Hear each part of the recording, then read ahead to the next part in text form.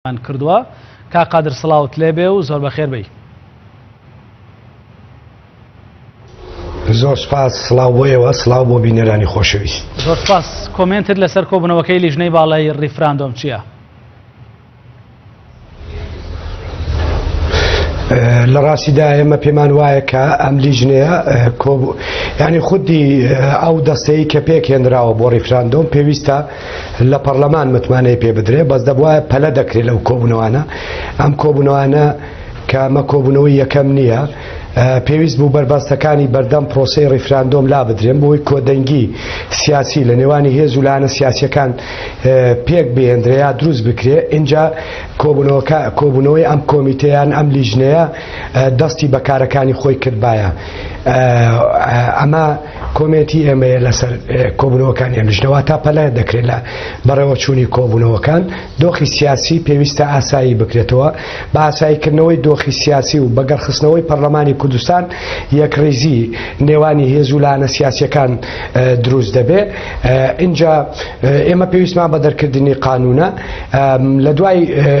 ینی بە ئاساییکردنەوەی بارودۆخەکە دەبواە کۆبوونەوەکانی لیجانەکانی حزابە سیاسیەکان یان نوێنەری حزابە سیاسیەکان دەستی پێکردبایە ئەوەی ئێستا ئێمە دەیبینین پێمان وایە پەلەکردن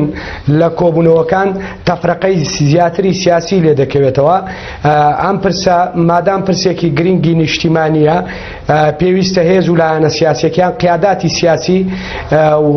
کە ئیرادەکە دواتر بۆ خەڵک دەگەڕێتەوە بەڵام قیاداتی سیاسی لە دەستپێکی کارەکان کۆدەنگ بێ لەسەر پرۆسەکە تەوقیتی بەڕێوەچوونی پرۆسەکە گرتنەبەری میکانیزمی پێویست بۆ سەرکەوتنی پرۆسەکە و ئەوەشی کە تەطبیقکردن و جێبەجێکردنی ئەوەشی کە بە قانون ڕێک دەخرێت. زۆر باشەکە قادر ئاماژەت بۆدا کە پێویستە بەر لە ئەنجامدانی ریفراندۆم یاخود پێکهێنانی کۆمیتە بۆ بەدواداچوونی پرسی ریفراندۆم پێویستە ڕێکارەکانی بەردەم ئاساییکردنەوەی ریفراندۆم بگیرێتە بەر.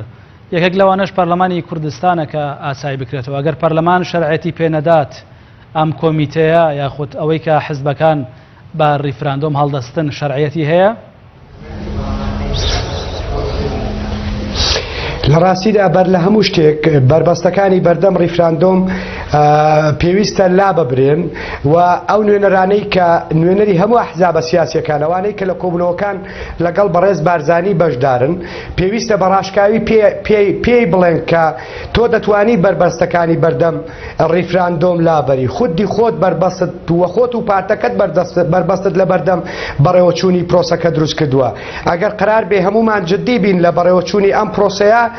بابەر لە هەموو شتێک بربەستەکانی بەردەم ئەم پرۆسەیە لابەرین ئێمە لە ناو خۆماندا ئەگەر نەتوانین لەسەر پرۆسەیەکی ئەوها گرنگ بگەین بەڕێکەوتن بگەین بە ئیتیفاق بۆ چۆنیەتی ئەنجامدانی ریفراندۆم ئەی چۆن دەتوانین لەگەڵ بەغدا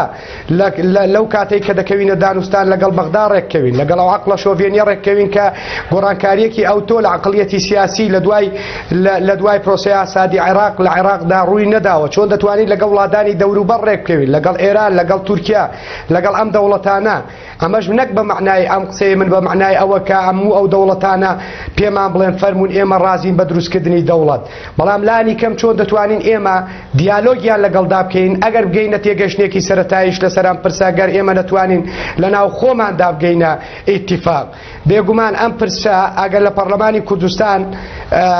پێویستی بە دەرکردنی قانونە بۆ قانونی پێویستە لەبەرەوەی ئێمە ئاساسێکی قانونیمان نییە بۆ پرسی ریفراندۆم تاجیەتی تەنفیزی ئیستیناد کاتە سەر ئەم قانونە و تعلیماتی پێدەرکا بۆ چۆنیەتی بەڕێوەچوونی پرۆسەکە اینجا پێویستە ئێمە لە قانون دەرکەین شتەکان بە قانون ڕێخین بۆ ئامانجمان لە پرۆسەکە چییە ئەمە بە قانون ڕێکی بخەین سەقفی زەمەنی دیاری بکەین بۆ جاردانی سربەخۆیی بۆ ئەوەی کە ئومێد و ئیرادە و هیوا لای خەڵک دروست بکەین ئەم سەقفە زەمەنیە هەرچەندێک بێ دەکرێت ئەمە لە ئەنجامی گفتوگۆ بگەینە ئەم سەقفە زەمەنیە اینجا پێویستمان بەوەیە کە بۆ پێویستمان بە قانونە لە قانوندا پێویستمان بەوەیە کە ئێمە ڕێژەی هەم ینی ئەم ڕێژەیە کە پێویستە بۆ سەرکەوتنی ریفراندۆم ئەم ڕێژەیە بە قانون ڕێک بخەین تەنزیمی بکەین یاخود دیاری بکەین اینجا ئێمە پێویستمان بەوەیە کە متمانە بەوانە بدەین کە لە بری گەر دەکەونە دانوستان لەگەڵ بەغدا لەگەڵ وڵاتانی دەوروبەر لە هاتی نێودەوڵەتی واتە ئێمە پێویستمان بەوەی ئەو دەستەیان ئەم کۆمیسیۆنە لە پەرلەمانی کوردستان متمانەی پێ بدەین بێگومان ئەگەر ئێمە قانونی بۆ دەرنەکەین شەرعەتی یاسایی لە پشتیەوە نابێت بۆ پێدانی ڕەوایەتی شەرعەتی یاسایی ڕەوایەتی و شەرعیەت هەم لە ناوخۆی خۆمان و هەمیش بۆ دەرەوە لە ئاستی هەرێمایەتی و نێودەوڵەتی بێگومان کەم و کوڕی و نەقسێکی گەورەی یاسایی دەبێت و لە ڕووی ڕەوایەتیەوە ئەم ڕەوایەتیەی نابێت و ئەو پەیامە بەو شێوەیەمان لێ وەرناگیرێ لەلایەن دەوروبەر و لە ئاستی دەرەوەشدا ئەگەر لە پەرلەمانی کوردستان قانونی بۆ دەرنەکرێت. بەڵێ کاک قادر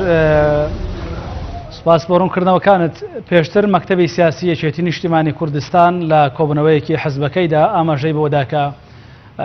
هەر کەسێک بەشداری کۆبنەوەی ڕیفراندۆم کە لەگەڵ بارزانی و لایەنەکانی دیکە ئەوە نوێنەراتی یەکێتی نیشتیمانی کوردستان ناکات. بینیمان ئەمڕۆ هەرێک لە قوبا تاڵەبانی جێگری سەرۆکی حکوومەت و نەجمەدین کەریم پارێزگاری کەرکووک کە هاوکات ئەندامی مەکتەبی سیاسی یەکێتیە بەشدار بوون لەو کۆبنەوەیە. یەکێتی وەکو چی بەشداری کردو لەم کۆبنەوەیە؟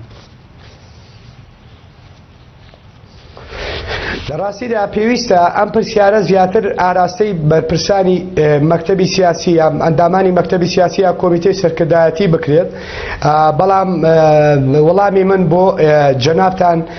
ئەمەیە کە ڕاستە کۆدەنگی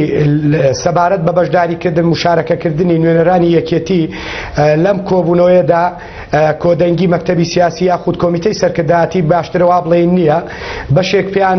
پێیان وابوو کە بەشداری بکرێ بەشێکیشیان پێیان وابووە کە بەشداری نەکرێ و لە ڕاگەیاندنەکان ئەمە وتراوە لەلایەن بەشێک ژمارەیەک لە ئەندامانی سەرکردایەتی کە ئەگەر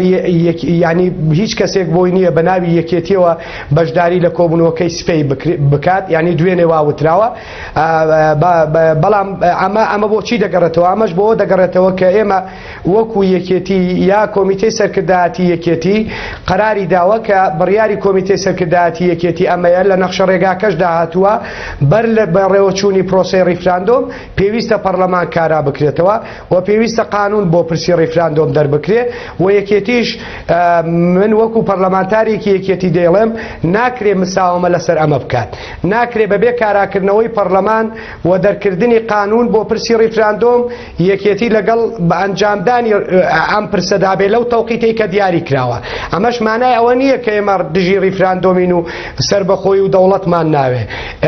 ئێمە مکوڕین لەسەر ئەمە لەگەڵ ڕیفراندۆمدای سربەخۆییمان دەوێ پێ بنیادنانی دەوڵەتمان دەوێ. بەڵام بە هەنگاوی یەکەم و سەرەتا پێویستمان بە کۆدەنگی سیاسیە. وەک سەرەتا وتم ئێمە ناکرێ لە ناو خۆماندا لەسەر پرسێکی ئەوها گرنگی نیشتیمانی نەگەینە ئیتیفاق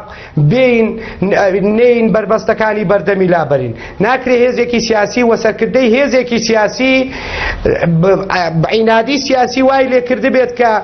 ئەوەی بەلاوە گرنگ نەبێت کە چ لایەنێکی سیاسی بەشداری لەمە دەکایان ناوە خۆشی بۆ چاواشەکردنی جەماوەر بڵێ دەرگای ئێمە کراوەیە بۆ مشارەکەکردنی هەموو هێز و لایەنە سیاسیەکان و بانگێشتی هەموو هێز و لایەنە سیاسیەکانمان کردووە. بۆ دەبێت بەڕێز بارزانی گوێ لە بزوتنەوەی گۆڕان نەگرێت لە کۆمەڵی ئیسلامی و بەرپرسەکانی نەگرێت گوێ لە پەرلەمانتارەکان نەگرێت بزانێ هۆکاری بەشداری نەکردنی ئەمان چییە کە خۆشی باش ئەم ڕاستیە دەزانێ. بۆیە بێگومان بەر لە هەموو شتێک کۆدەنگی سیاسی کاراکردنەوەی پەرلەمان و دەرکردنی قانون بۆ ئەم پرسە ئەگەر جددین لە بەڕێوەچوونی ئەم پرسە ئەوانەی کە من باسم کردن کێشەی لاوەکی بوون لە سەرەتا ئێستا بوون بە کێشەی قوڵ. هۆکاری ئەوەش کە بوون بە کێشەی قوڵ هەر دەگەڕێتەوە بۆ عەقڵیەتی نادیموکراتیانە لە هەرێمی کوردستان کە تەحکوم دەکات لە قەراری سیاسی ومل نادا بۆ ئیتیفاق. زۆر باشەکە قادر ئەندامێکی سەرکردایەتی یەکێتیش دیارە لە دوێنێکدا بۆ پەیام ئاماژەی بۆ داوە کە لە کۆتاییدا کارەکانی لیژنەی ڕیفراندۆم بێ ئەنجام دەبێت. بۆ چوونی جەنابتان لەسەر کاری ئەم لیژنەیە چییە؟ لە کۆتاییدا بە ئامانجی خۆی دەگات یاخود نا؟ ئەمە لە ڕاستیدا پێداگری یەکێتی نیشتیمانی کوردستان دەزانێت. ئەگەر یەکێتی نیشتیمانی کوردستان بەبێ کاراکردنەوەی پەرلەمان لەگەڵ پارتی دیموکراتی کوردستان ئەو هەنگاوانەی کە تا ئێستا ناونی و هەنگاوی دواتریش بنێت ئەمە خودی پرۆسەکە بەڕێوە دەچێت. بەڵام ئەگەر یەکێتی نیشتیمانی کوردستان گوشاری خۆی لەسەر پارتی دیموکراتی کوردستان دروست بکات و دەست پێ بکات بۆ ئەوەی کە مل نەدا بۆ بەڕێوەچوونی پرۆسەکە بەبێ تەنزیمکردنی یاسایی بەبێ کاراکردنەوەی پەرلەمان بەبێ مشارەکەی هێز و لایەنە سیاسیەکان بێگومان پرۆسەکە بەڕێوە ناچێت بەڵام لێردا پێویستە ئاماژە بەوە بکەین کە خودی بەڕێوەچوونی پرۆسەکە شتێکی زۆر ئاساییە بەڵام ئەو دەرەنجامی پرۆسەکە یان ئەو وادەی کە دیاری دەکرێت بۆ جاردانی سەربەخۆیی ئەمە گرنگە ئەگەر نا بۆ بەڕێوەچوونی پرۆسەکە زۆر ئاساییە پرۆسەکە کە ئەنجام دەدرێت ینی کە پرۆسەکە بەڕێوە دەچێت بەڵام تو ئەم پرۆسەیە کە ڕێی خەڵک وەردەگری ئیرادەی خەڵک لەگەڵ سەربەخۆییدایە ئەم ئیرادەیە کەی جاری سەربەخۆیەکە دەدەی ئەمام تەوقیتە دیاری نەکردووە تۆ لە ئێستادا بۆیە ئەمە بەڕای من وابەستەی بەشداریکردنی یەکێتیە لەگەڵ ئەو هێزولانە سیاسیانەی کە تاکو ئێستا لەم لیژانەدا بەشدارن بە مەبەستی بەڕێوەچوونی پرۆسەی ریفراندۆم. بەڕێز قادر ڕزگەی ئەندامی پەرلەمانی کوردستان لە فراکسیۆنی یەکێتی نیشتیمانی زۆر سپاس کا ڕاستەخۆ لە ئیدارەی راپەڕینەوە لەگەڵ ماوەی.